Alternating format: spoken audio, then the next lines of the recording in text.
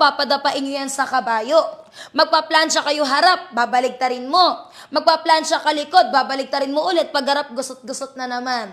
Minsan pa nga dyan, dumudoble yung linya, dumudoble yung trabaho mo. Eto maganda. Gusot sa likod, gusot sa harapan. Ma'am, sabit mo lang. Hawakan sa laylayan.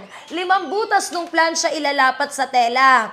Eto po yung pinipindot ha. 1 press up, then 1 press down. 1 press release up, then 1 press release down. As you can see, natatanggal yung gusot, natatanggal yung lukot ng damit natin. Makikita mo talaga yung diferensya nung naplansya sa hindi mo naplansya.